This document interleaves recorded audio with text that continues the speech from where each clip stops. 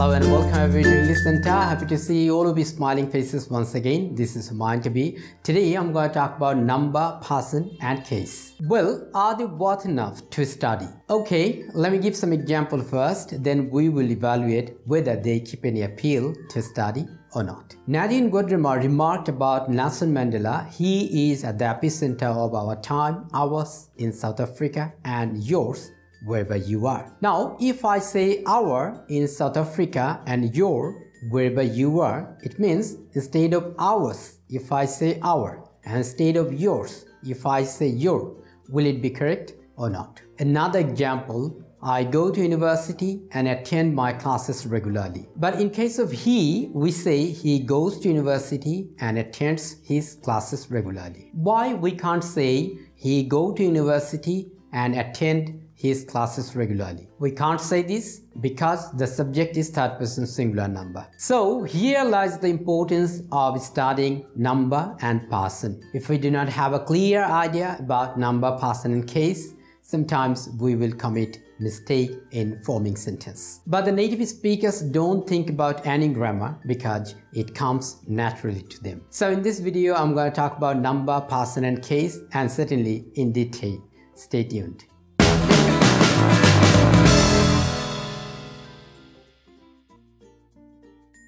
Persons are mainly personal pronouns. For example, I, we, you, he, she, it, and they. Personal pronouns are of three kinds: first person, second person, and third person. First person refers to the speaker and second person refers to the listener. For example, I'm talking and you are listening. So here, I is first person and you is second person. Think we are talking about Mr. John and he is an orator. He delivered an outstanding speech in TED yesterday, so he is third person here. Now number. Number is very easy to understand. For example, 1, 2, 3, 4, 13, 14 or any kind of number that is actually a number. If it indicates 1, it is singular, and if it indicates more than 1, it is plural. Now at a glance, have a look at number and person. First person singular number I, first person plural number we.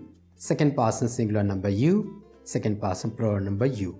Third person singular number he, she, it, and third person plural number they. Now, what about nouns? According to Grammar Monster, third person refers to everybody else. For example, he, him, she, her, it, they, them, including all other nouns, for example, courage, Germans, and mice. Although person means personal pronoun, third person covers pronouns as well as nouns. All nouns are either singular or plural. So any kind of name, if it indicates oneness, it is third person singular number, and if it indicates more than one, then it becomes plural.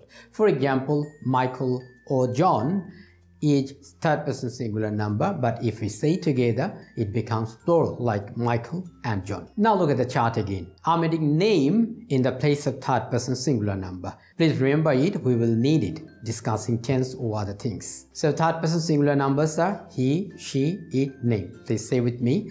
Third person singular numbers are he, she, it, name. He, she, it, and name.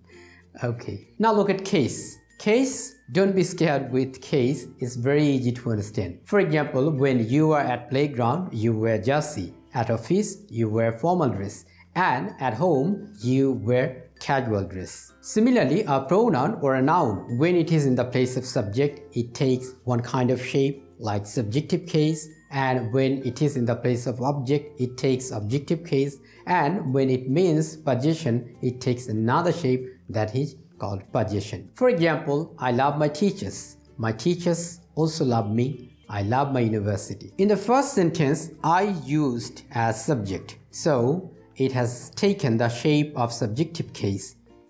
In the second sentence, my teachers love me too. Here, me has taken the place of objective case. And in the third sentence, I love my university. Here, my has taken the place to mean possession. Now look at a good book. You can follow this book. Austin's Grammar of the English Language, written by Sidney Greenbaum and Randolph Quark, published by Longman, page number 109. It gives a great detail of number, person and case. It says he is used for masculine, she is for feminine, and it for non-personal. And also it includes reflexive, and it has shown two functions of possessive, determiner function and independent function. Yes, a great job, man. Thanks. Now you can follow another book. This book has been written in the super easy way. ABCL Academic English Grammar, written by SM Zakir Hossain, page number 322. This one has divided possessive into two, possessive or genitive case and double possessive. Now let me describe the chart in my own way so that you understand very easily. Subjective case I, objective case me, possessive case my or mine. We, us, our, ours. You, your, yours. You, your, yours. He, him, his, she, her, hers. It, its, they, them, their, theirs. Now let me talk about possessive a little more. I love to talk with examples, so let me give some example first. Our country is a beautiful country. So here our is a determiner function, and also I can say ours is a beautiful country. Here ours is an independent function. Another example, this is my pen and that is yours. So independent case can be used as subjective case as well as objective case. Now come to my first question.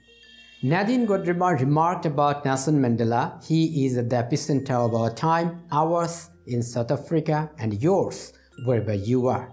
My question was whether we can say our in South Africa and your wherever you are. Can we say this or not? Now definitely you know that we can't say this because ours is an independent case. So here we need independent case, not our, because our is determiner case. So if we want to use our, then we have to say he is at the epicenter of our country in South Africa and your country wherever you are. Still, we have another case that is vocative case. Vocative case is very easy to understand. For example, Shams, come here. So here I'm addressing somebody, that is actually vocative case. Now my one honest suggestion to you that don't bother about grammatical terms, rather focus on your language. I have talked a lot of grammatical terms here. For example, first person, second person, third person, singular number, plural number. Then also subjective case, objective case, possessive case, independent function, determiner function, and also vocative, lots of terms. So don't think about this, just try to make correct sentences. If you can make correct sentences, that is quite okay.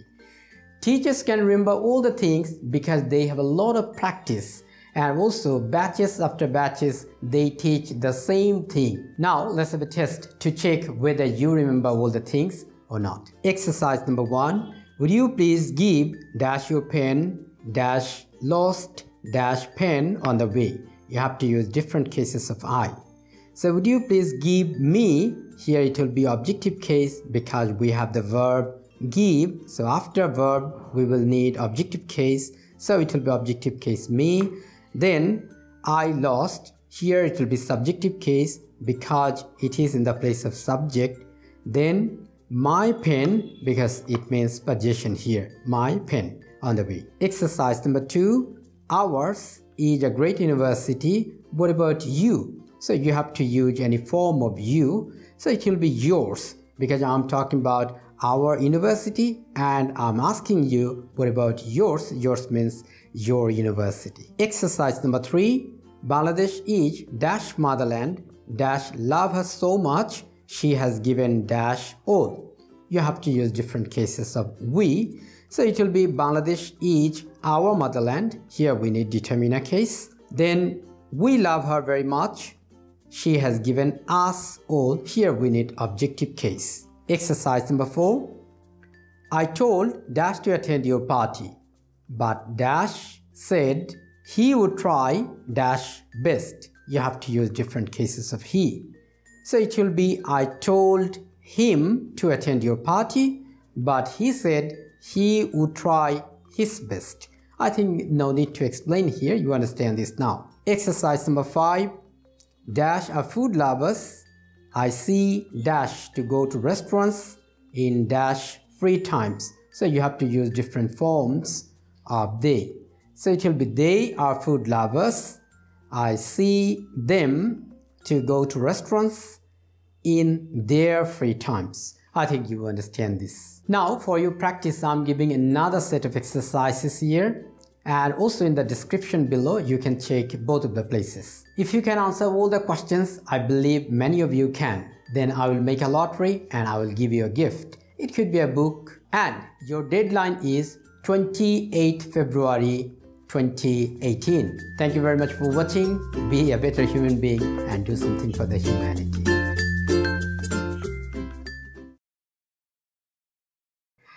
Hello and welcome everybody to English Center. Happy to see all of you smiling faces once again. This is Humayun Kabir.